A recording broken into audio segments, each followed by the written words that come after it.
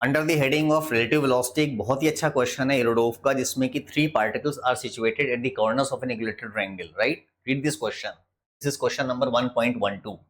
इस क्वेश्चन में है क्या कि there is some equilateral triangle of side length l given और उसके वर्टिसेस में 3 पार्टिकल्स हैं। अब वो तीनों particles with constant speed move करेंगे, बट कंडीशन इज दैट कि हर एक पार्टिकल की जो वेलोसिटी वेक्टर है उनकी स्पीड कांस्टेंट है, but the direction is always pointing towards the next particle. मतलब आप कह सकते हो कि तीनों पार्टिकल्स एक दूसरे को चेस कर रहे हैं and they are always along the vertex of an equilateral triangle. अब देखिए इसका, आप सवाल पढ़ लीजिए और इसका छोटा सा animation I would like to see show here.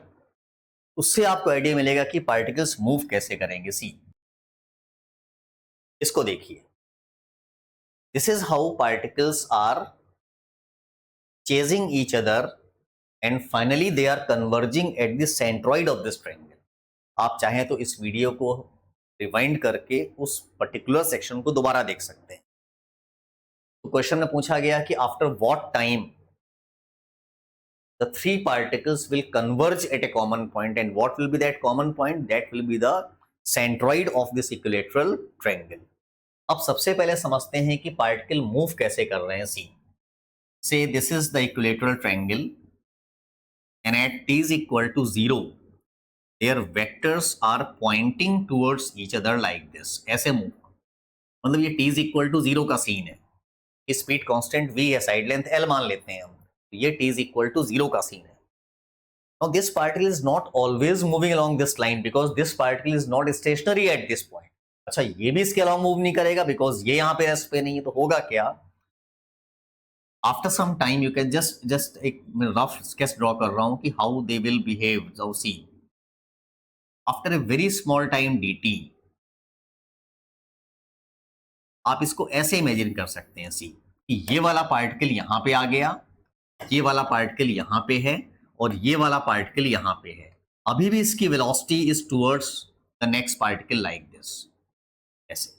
मतलब this triangle size goes on decreasing, the triangle keeps on rotating anti clockwise, you can say. And when you observe that video जो मैंने शो किया था, the trajectory will be something like this, ऐसे। And finally they will converge at the centroid of the, मतलब हमेशा एक triangle बनेगा और वो triangle the size goes on decreasing, keeps on rotating and finally it is going to converge at the centroid of the triangle. तो इसमें हमको पता करना है कि after what time they will converge. दो मेथड्स हैं, देखिए। एक मेथड हम लोग ऐसे भी कर सकते हैं। सी, कि सपोज ये अपना इक्विलेटरल ट्रायंगल है and this is the line joining vertex to the centroid. See, अगर हम इसकी साइड लेंथ l मान लें और दिस लाइन की लेंथ a मान लें, नाउ डिस्कवर वन थिंग। अगर ये वेलोसिटी v है, मैं ये फिगर बनाया हूं at t is equal to 0 का, मतलब at t is equal to 0 मतलब पार्टिकल अपने ओरिजिनल पोजीशंस पे है। Now at t is equal to 0, what is component of this velocity towards this line? Let this component be v dash. तो आप बहुत आराम से कह सकते हो कि v dash is equal to v cos 30, this half angle is 30 degree, तो this is equal to v root 3/2। Means किसी भी पार्टिकल की वेलोसिटी का component towards the centroid is v root 3/2।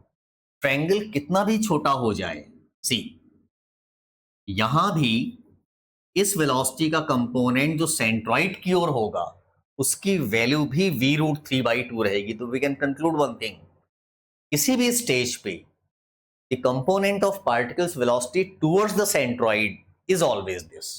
तो आप इजिली कह सकते हो time is equal to this distance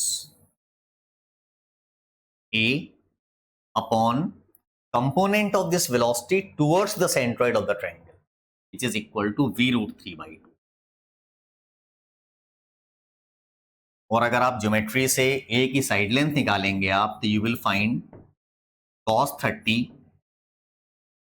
is equal to l/2 upon that hypotenuse जो हमको चाहिए।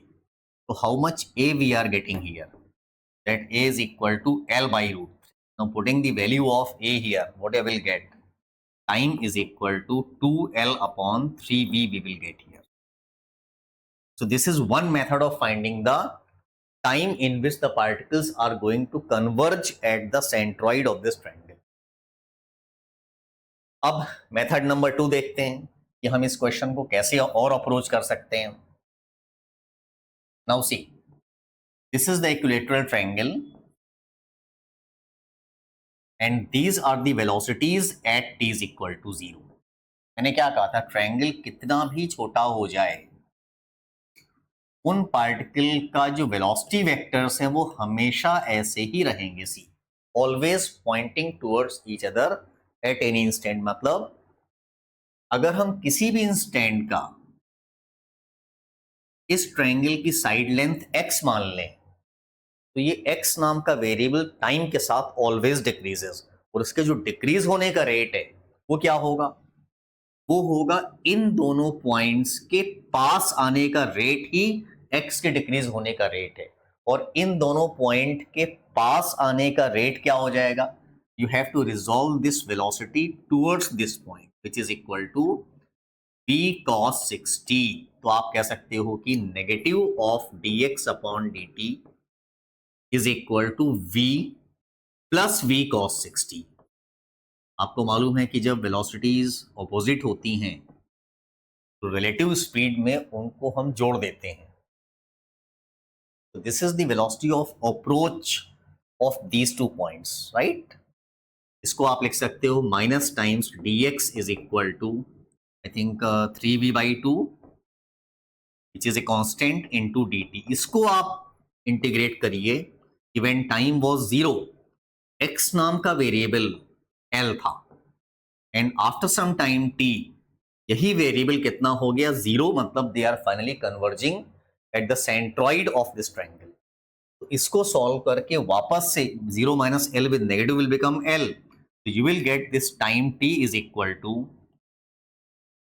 I think you will get 2L upon 3V, the same answer which you got by solving this question by this method. तो हम लोग इस method को adopt करेंगे future questions में, जिसमें एक और टाइप के सवाल बनते हैं जिसमें some dog is chasing some cat and the cat is running along a straight line with a constant speed भी. तो वो भी हम आगे वीडियोस में उन क्वेश्चंस को भी अपलोड करेंगे. I hope this question is clear.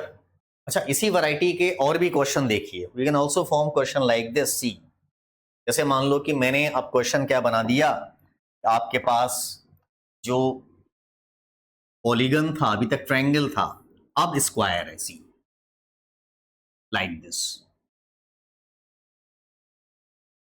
ये यहां भी particles at t is equal to 0 were at the vertex and their velocity vectors always points towards the next particle.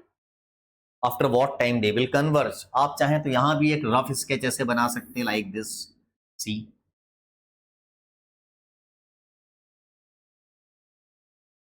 मतलब किसी भी इंस्टेंट पे स्क्वायर ये बन गया. देखिए यहां भी द स्क्वायर हमेशा स्क्वायर रहेगा, उनकी वेलोसिटीज स्टिल उसी वे में होंगी जिस वे में वो शुरुआत में थी, like this. And the size of the square goes on decreasing. अब आप कह सकते हैं कि इन दोनों पॉइंट्स के बीच की डिस्टेंस, मतलब अगर हम किसी भी इंस्टेंट पे स्क्वायर की साइड लेंथ x मान लें, तो इसके जो डिक्रीज होने का रेट है वो इन दोनों पॉइंट्स के अप्रोच होने के रेट के बराबर है. But this time this velocity is not having any component along this line, तो यही वेलोसिटी ऑफ अप्रोच बन जाएगी. तो आप कह सकते हो कि minus times dx upon dt is equal to v, because उसका कोई कंपोनेंट उस लाइन के अलॉन्ग नहीं है. तो very simple, minus times dx is equal to v dt को जब आप इंटीग्रेट करोगे when time was 0 the distance between these two points was l. After some time t when they converge the distance becomes 0. तो आपका time आ जाएगा t is equal to l upon v. Similarly अगर मान लो मैंने polygon को hexagon के form में दे दिया कि इसमें 6 वर्टेक्स में 6 पार्टिकल्स हैं and all are having constant speeds like this, ऐसे। After what time they will converge, तो यहां भी हेक्सागन हमेशा हेक्सागन रहेगा, it will turn anti clockwise, the size goes on decreasing and finally it is going to converge at the centre of the hexagon. यहां भी देखिए आप, अगर हम किसी भी इंस्टेंट पर इस हेक्सागन को ऐसे मान लें सी, रफ फिगर बन गया like this see, the way they are moving will not change. तो अगर हम किसी भी इंस्टेंट पे साइड लेंथ x मान लें, यहां पे ये एंगल हमेशा 60 डिग्री है, यहां भी 60 डिग्री था सी। अब इस x के डिक्रीज होने का रेट इज इक्वल टू इस लाइन के अलोंग उनकी रिलेटिव स्पीड। अब देखिए जब हम इसको रिजॉल्व करेंगे इस वेलोसिटी को, तो ये इधर हो जाएगा, this is equal to v cos 60। तो अब जो इन दोनों पॉइंट्स के अप्रोच होने की स्पीड्स हैं वो हो जाएंगी v माइनस v बाई 2 हो जाएगी, because they're in same direction. This is equal to v minus v by 2 which is equal to v by 2। इसको आप फिर से इंटीग्रेट कर सकते हैं, minus dx is equal to v upon 2 into D T, integrated when time was 0, x was L. After some time, say t, the x becomes 0. L is equal to Vt by 2. Therefore, t is equal to 2L upon Vr. So, this is the time in which this hexagon will converge at the center of its original hexagon. तो सारे questions को करने का एक ही तरीका है कि हम किसी भी इंस्टेंट पर इस साइड के डिक्रीज होने का रेट ले लें और उसको रिलेट कर दें वेलोसिटी ऑफ अप्रोच से ऑफ दोस टू कॉर्नर्स, और फिर लिमिट्स लगा के हम लोग बहुत आराम से टाइम निकाल सकते हैं, बिकॉज स्पीड्स कांस्टेंट है। तो आई hope this concept is clear. और हाँ, इसको आप जनरलाइज भी कर सकते हो। अगर मान लो एक पॉलीगन n साइड का है, सपोज एक पॉलीगन मैं ले लूं n साइड्स का, तो अब बताइए after what time it will converge, provided कि all the corners are occupied with this particle like this and they are moving towards each other like this, ऐसे। इसके बाद ऐसे हो जाएगा तो ये पार्टिकल ऐसे मूव करता रहेगा। नाउ सी, अगर पॉलीगन सपोज n साइड्स का है तो किसी भी साइड के हिस्से में जो एंगल आएगा यहाँ पे वो हो जाएगा 2 पाई बाई n, करेक्ट, ये हो जाएगा। और ज्योमेट्री से वही एंगल ये भी होगा, this is equal to 2 pi by n। तो अब इस साइड के डिक्रीज होने, अगर हम इसकी साइड लेंथ x मान लें किसी भी इंस्टेंट पर, इसके डिक्रीज होने का रेट क्या होगा, again you write minus dx upon dt, this is equal to this velocity minus ये component of this velocity, which is equals to v minus v cos 2 pi by n। इसको आप बिल्कुल उसी तरीके से इंटीग्रेट करके आप टाइम निकाल सकते हो। Put the limits given time was 0, x was L and after some time capital T, x becomes 0। तो आप इसको जनरलाइज भी कर सकते हो। आप किसी भी इंस्टेंट पर इक्वेशन लिख के putting the limits you will get L is equal to v 1 minus cos of 2 pi by n, ये आंसर आ जाएगा आपका, इंटू t। आप चाहें तो वेरीफाई कर सकते हैं for square, for equilateral triangle and for hexagon, you will get the same answer here.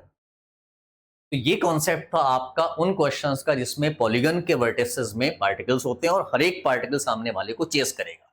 This is how we find out the time of their convergence. I hope this concept is clear to you. इसको आप चाहें तो एक दो बार और देख सकते हैं, खुद से ट्राई करिए उसको, that it will be clear to you. Thank you so much.